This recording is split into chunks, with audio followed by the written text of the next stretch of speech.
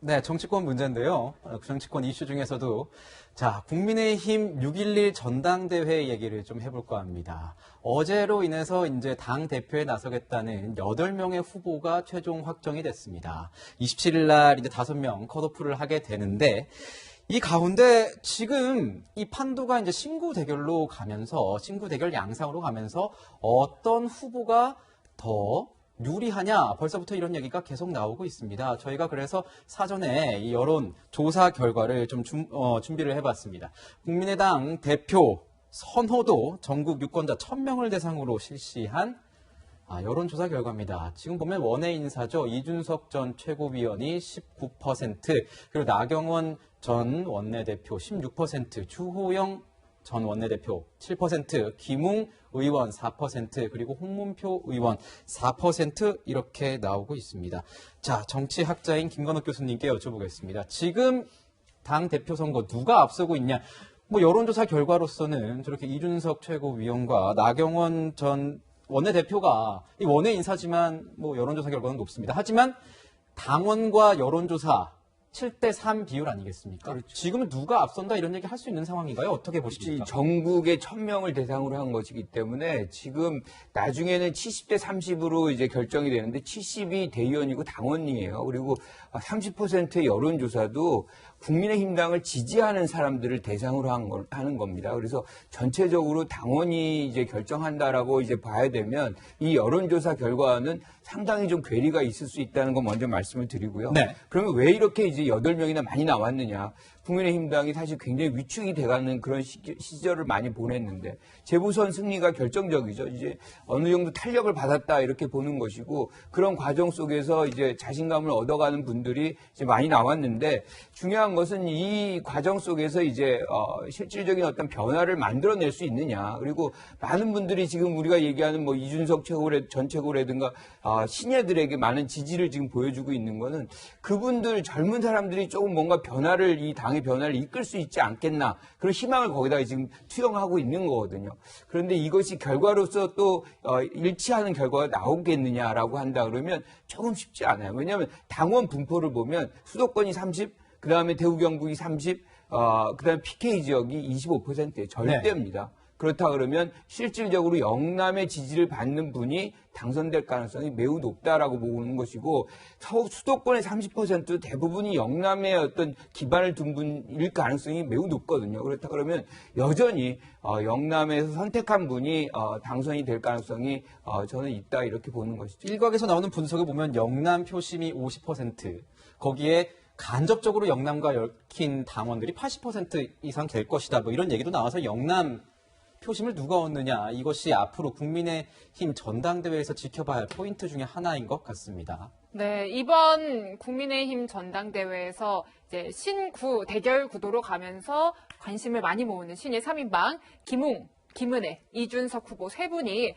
어제 또 자발적으로 토론회를 진행을 했더라고요. 뭐 코인 얘기도 나오고 이런저런 얘기들이 나와서 주목을 받았는데 어떻게 뭐 화제성을 모은다고 할까요? 경선 흥행에 좀 도움이 된다고 볼 수 있겠습니까? 저는 굉장히 영리한 행보라고 생각을 합니다. 일단 이번 전당대회의 성격 자체를 세대교체 선거로 규정짓는 효과가 있는 것이고요. 그리고 이준석 전 최고위원이나 김웅 의원, 김은혜 의원 누가 됐든 결선에 컷오프를 통과하고 올라가기만 하면 단일화를 통해서 이 신진그룹에서 반드시 당대표를 내겠다는 의지가 지지자들에게 전해지고 있기 때문에 예비 경선에서부터 어차피 신진그룹 영남표 못 받고 중진한테 안 될 거야 포기하는 것이 아니라 그래 될 수도 있겠다 한번 투표해보자 이런 어떤 이 바람을 지지자들에게 몰아넣는 불어넣는 그런 효과가 있다고 봅니다. 그리고 이들 세 사람이 이렇게 같이 토론회를 하고 함께 움직이면서 국민의힘 내부에 젊은 목소리를 내기 시작하면 설령 당대표 선거에서 당선이 못 되어도 예를 들면 지금 뭐 빅3가 소위 여론조사를 보면 나경원, 이준석, 주호영 이렇게 나오는 것 같은데 중진인 나경원 전 원내대표나 주호영 전 원내대표가 당선이 되어도 이제 이 초선그룹이나 신진그룹의 목소리를 무시하고 배제한 채 당 운영하기가 굉장히 힘들어질 겁니다. 그런 부분에 있어서 전당대회가 물론 이 당선되는 당대표를 뽑는 선거이기도 하지만 이 당의 운영 방향을 설정하는 그런 선거라고 봤을 때 이미 사실 선거 결과와 무관하게 당대표 되는 것 누구냐와 무관하게 신진 그룹 쪽으로 국민의힘의 무게추가 많이 기울었고요. 그래서 최근에 이 주호영 전 원내대표 공약을 보게 되면 청년 할당제나 호남이나 여성 의원들에게 비례대표를 많이 배분하겠다. 이건 다분히 젊은 당원들 그리고 청년 당원들이나 수도권 당원들의 민심을 많이 반영한 것이거든요. 이러한 이 나비 효과라고 할까요? 이런 것들이 일어나고 있고 아마 나경원 전 원내대표도 공약을 발표하게 되면 청년들을 적극 배려하는 그러한 공약을 발표하게 될 것으로 보여집니다. 그런 점에서 실질적인 선거 결과와 무관하게 저도 선거 결과는 김관욱 교수님 분석처럼 뚜껑을 열어봐야 안다고 생각합니다만 네. 여러 가지 프레임 측면에서 이 신진그룹이 선전하고 있는 게 국민의힘에 굉장히 긍정적인 효과를 부여하고 있는 것은 확실해 보입니다. 네, 저희가 이제 그래픽으로만 보여드렸는데 한번 읽어드리는 게 좋을 것 같습니다. 이 뭐 영선, 초선 의원들이 토론 배틀을 벌였다는 내용이었는데요. 자, 뭐 김웅 의원 같은 경우에는 코인으로 얼마 벌었냐 이게 이준석 전 최고위원한테 물은 건데 선거 몇 번 치를 정도다 절대 많지 않다 뭐 지난 선거 비용 선관위에 있으니 보면 된다 이렇게 날선 또 토론을 또 벌였고 또 김은혜 의원 같은 경우에는 당대표 안 돼도 그만두실 거냐 이렇게 김웅 의원에게 물었습니다. 김웅 의원은 우리 당에 필요한 것은 결기다. 험지로 많이 가는데 다른 당은 우리 당은 아무도 그런 모습을 안 보인다. 그래서 원래 자신의 입장을 다시 한번 강조를 했습니다. 이런 상황에서 어제 많이 나왔던 얘기는 이런 겁니다. 이준석 최고위원 아까 보셨지만 여론조사에서 높은 이 여론 지지도를 보였기 때문에 아마 견제구를 많이 날린 것 같습니다. 자, 김웅 의원 같은 경우에 이준석 전 최고위원에게 능력 타고난 사람인데 보통 청년 대표하기 어렵다. 그리고 원외 인사 아니냐 이런 식으로 얘기를 했고 김은혜 의원 같은 경우에는 상위 1%. 그러니까 이준석 전 최고위원이 하버드 출신 이런 거를 강조한 것 같습니다. 청년 할당제 폐지로는 부적절하다. 이렇게 얘기를 했습니다. 이준석 전 최고위원에 대한 견제가 굉장히 심해 보여요. 이거 어떻게 보세요? 저는 진짜 다 잘 아는 사람들이니까 말을 조심해야 되는데, 아무래도 1등을 하는 사람에 대해서 견제가 심할 수밖에 없고요. 공격을 많이 할 수밖에 없는 상황이죠. 어느 선거든, 뭐 어느 당이든, 어떤 선거든 항상 이런 현상이 빚어지는데, 이제 김은혜 의원이 상위 1% 이런 운운하시는 거는 좀 이제 본인한테 다시 역공이 들어올 수 있는 거기 때문에, 김은혜 의원이 그 이준석 전 최고와 비교했을 때 누가 더 상위 1%의 삶을 사느냐, 뭐 이런 문제가 생길 수가 있거든요. 실제 그런 얘기가 계속 나왔었죠. 저 그렇게 토론에서. 얘기가 나와요. 그래서 그런 부분에 있어서 또 얘기가 나올 수 있기 때문에 좀 그렇고요. 근데 제가 보기에는 이렇게 젊은 분들이 토론회를 벌이고 이제 이렇게 사실 이렇게 관심을 끌고 이런 컨벤션 효과가 있다는 게 너무 바람직하고요. 왜냐하면 이게 뭐 예측이 가능하고 뭐 투표해봤자지 뭐 이렇게 투표 포기하는 분이 많아질 것도 아니고 지금 뚜껑 열어봐야지 이렇게 얘기하시니까 투표 참여율도 올라갈 거 아니에요. 그리고 ARS도 보통 4번 돌리는데 이번엔 8번까지 돌리겠다고 하거든요. 당내에서 그만큼 이제 투표율을 높이기 위해서 여러 가지 노력을 할 텐데 민주당은 전당대회 할 때 이 정도 관심 없었어요. 민주당 전당대회는. 저는 그렇게 언급하시면 또 민주당 당원분들께서 기분이 나쁘실 수 있기 때문에. 야당이 이렇게 관심을 끈 적도 별로 없고 야당 당대표에 이렇게 많은 사람이 등록한 적이 없어요. 제가 바로 직전 2019년에 전당대회 때 제가 선거관리위원을 했거든요. 네. 근데 당대표 컷오프를 할 필요가 없었어요. 3명이 네. 나오셔가지고 그냥 하면 됐는데 이번에는 컷오프 필요할 것 같거든요. 이게 그대로 8명이 할 수는 없어요. 이게 이제 바이어스가 생길 수 있기 때문에 이 경우는 컷오프가 필요하고 편향성이 하니까 생길 수 있기 때문에. 그래서 네. 이런 부분을 봤을 때 역동성 그리고 국민들한테 이제 변화의 가능성을 보여주는 건 바람직한데 결과는 저 말씀하신 것처럼 이렇게 일정 부분 표가 정해져 있고 그다음에 또 영남 지역 저도 대구지방변호사의 소속 변호사인데 영남 홀대문도 있거든요. 그래서 이런 부분이 어떻게 당심이 반영될지는 지켜봐야지만 과정에서 변화하는 모습을 보여주는 것도 전 바람직한 것 같습니다. 네. 네. 지금 후보들은요, 가장 좀 공략하는 지역이 있습니다. 당원들의 표심이 중요해서이기 때문인 것 같아요. TK로 많이들 모이고 굉장히 공을 들이는 것도 같아요. 지금 뭐 주호영 전 원내대표, 나경원 전 원내대표를 비롯해서 이준석 전 최고위원 같은 경우는 뭐 2주 동안 머문다고도 하고요, 평론가님.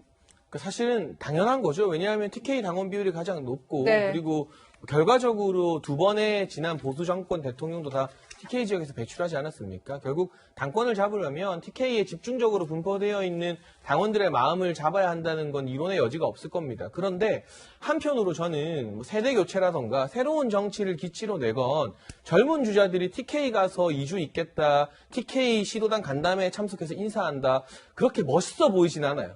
정치적으로는 당연한 겁니다만 네. 이 젊은 깃발을 들고 나왔으면 조금 더 새로운 형태의 선거운동이나 새로운 모습을 보일 수 없지 않나 하는 아쉬움이 개인적으로 들고요. 물론 당선이 지상 과제인 후보들 입장에서는 그게 무슨 소리냐. 당원들 많은 곳에 가야 되고 TK 민심 잡아야 한다는 게 맞지만 지금 예를 들면 이준석 전 최고위원이 여론조사에서 정말 깜짝 놀랄 만한 돌풍을 일으키는 것도 그동안 TK에서 정치 잘했기 때문이 아닙니다. 수도권 험지에서 고생한 것들을 당원들이 또 국민들이 알아봤기 때문인 것이고 이 보수 정부의 대통령, 전직 대통령이나 유력한 거물 주자들에게도 망설이지 않고 순소리 했다는 것들이 높은 평가를 받고 있는 것이잖아요. 그러면 마지막까지 그런 모습을 조금 더 지키는 게 사실상 이 전당대회 결과와 무관하게 본인의 브랜드 가치, 앞으로 큰 정치를 할 수 있는 하나의 어떤 이 분수령이 될 수 있지 않았나 하는 생각을 하는데 하나같이 뭐 이준석 전 최고위원뿐만이 아니라 김은혜 의원 같은 경우도 초선그룹인데 대구시도당 간담회 인사 가고 이런 모습들 뭐 TK를 무시하라, TK에서 선거운동하지 말라는 건 아닌데